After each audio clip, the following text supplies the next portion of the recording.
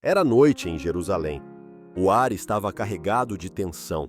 A perseguição aos seguidores de Jesus havia se intensificado depois que o rei Herodes percebeu que agradava às autoridades religiosas ao prender e maltratar os cristãos.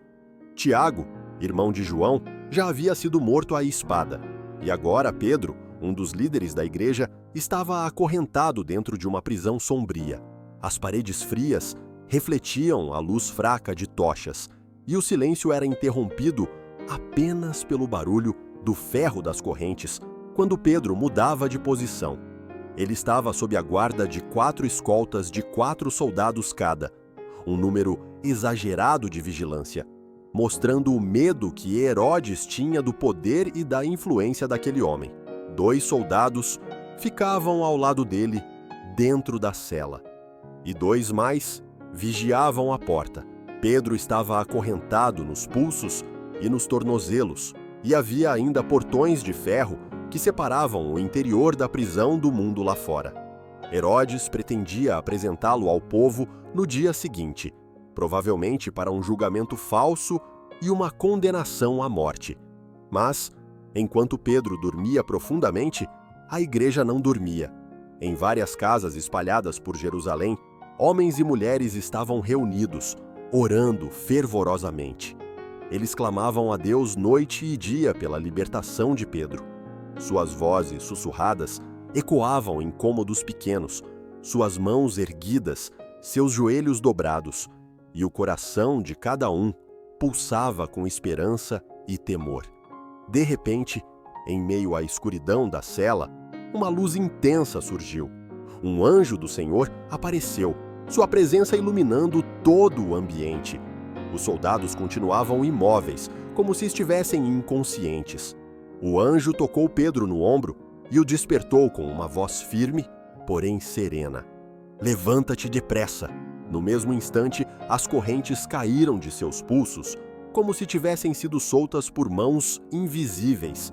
Pedro, ainda atônito, olhou para o anjo sem compreender se aquilo era real ou um sonho.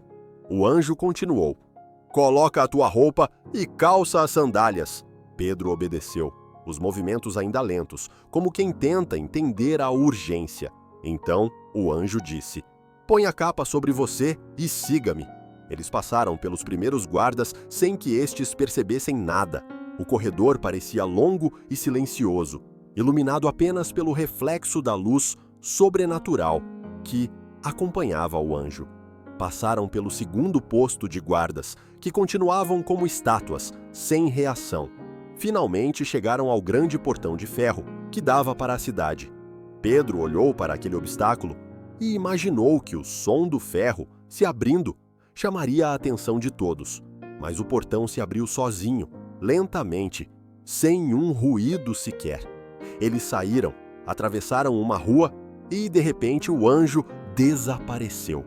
Foi então que Pedro recobrou a plena consciência e disse para si mesmo, quase em um sussurro de espanto: "Agora eu sei, de fato, que o Senhor enviou o seu anjo e me livrou das mãos de Herodes e de tudo o que o povo judeu esperava." Ele seguiu rapidamente pelas ruas silenciosas até chegar à casa de Maria, mãe de João Marcos, onde muitos irmãos estavam reunidos orando. Pedro bateu à porta do portão e uma jovem chamada Rode veio atender. Ao reconhecer a voz de Pedro, ela ficou tão feliz que esqueceu de abrir o portão e correu para avisar aos outros: "Pedro está à porta!" Eles não acreditaram, achando que ela estava enganada ou que fosse o anjo de Pedro, mas ela insistia. Enquanto isso, Pedro continuava batendo. Quando finalmente abriram e o viram, ficaram maravilhados. Ele, com um gesto pedindo silêncio, contou como o Senhor o havia tirado da prisão, e então pediu que contassem isso a Tiago e aos outros irmãos. Depois, partiu para outro lugar, enquanto a notícia se espalhava e a igreja glorificava a Deus. O alvorecer se aproximava em Jerusalém, e a cidade, ainda silenciosa, começava a ser banhada pela luz suave do amanhecer. Dentro do palácio, Herodes dormia, seguro de que sua vitória contra os seguidores de Cristo estava garantida. Ele não imaginava que, naquela mesma madrugada, o Deus que abriu o mar e quebrou muralhas havia interferido mais uma vez na história de seu povo. Na prisão, os guardas começaram a despertar lentamente, sem compreender o que havia acontecido. Alguns olhavam para os portões abertos, outros para as correntes no chão, e o pânico crescia entre eles. Era impossível explicar como um prisioneiro tão bem vigiado simplesmente desaparecera sem que ninguém notasse. A tensão aumentava, pois todos sabiam que a fuga de um preso poderia custar suas próprias vidas. Herodes, ao saber do ocorrido, ficou furioso. Mandou fazer buscas por toda a cidade, enviou soldados pelas ruas e becos, mas Pedro não foi encontrado. Sua raiva aumentou, e ele ordenou que os guardas responsáveis fossem executados, acreditando que apenas a negligência poderia explicar o impossível. Mas para a igreja, aquilo não era descuido humano, era intervenção divina. Enquanto isso, Pedro estava seguro. Deus havia não apenas aberto as portas da prisão, mas também providenciado um caminho de proteção e esconderijo.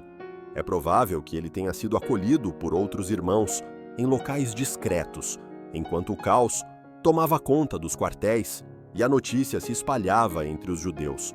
Os discípulos, ao saberem dos detalhes, ficaram ainda mais fortalecidos na fé. A lembrança da luz do anjo, das correntes caindo sozinhas, dos guardas imóveis e do portão se abrindo sem esforço, era uma prova viva de que o Senhor estava com eles, mesmo nos momentos mais sombrios.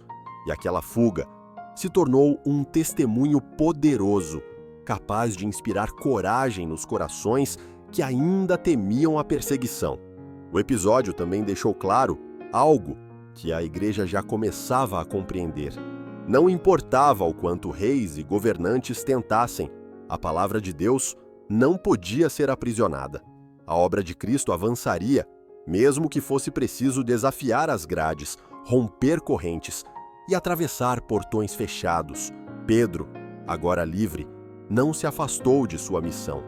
Continuou a pregar, ensinar e fortalecer os irmãos, embora de forma mais cautelosa, para não se expor desnecessariamente.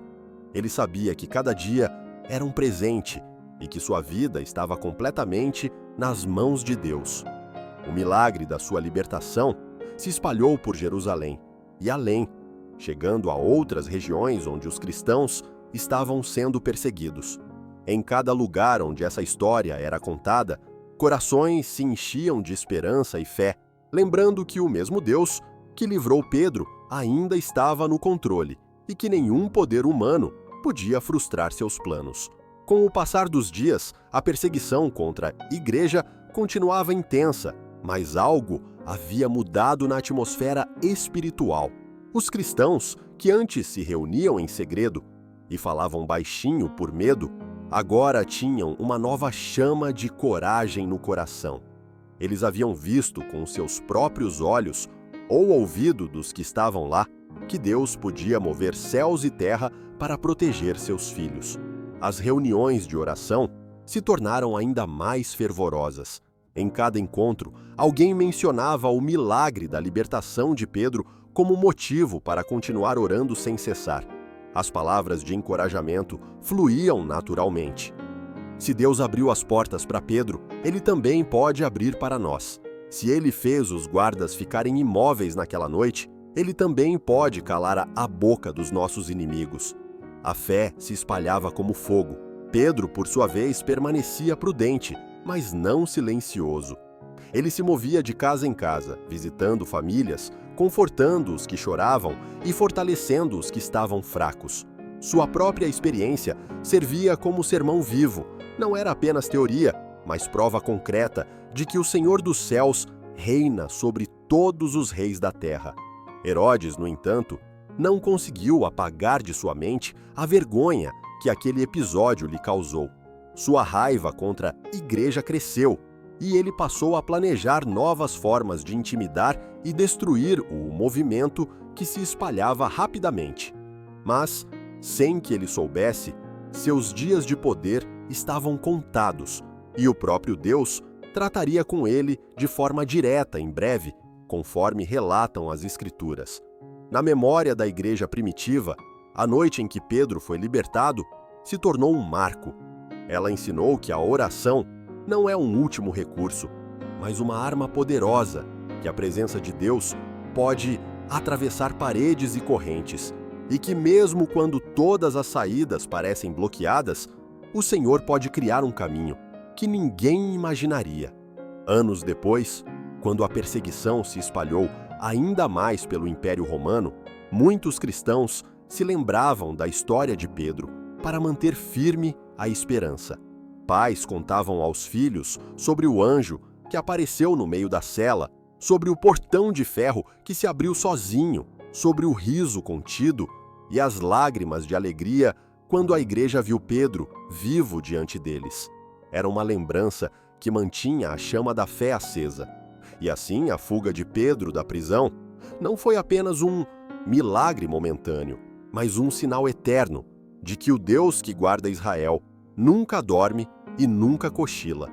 Ele continua sendo o mesmo, ontem, hoje e para sempre, pronto para agir em favor daqueles que o amam e o buscam com todo o coração.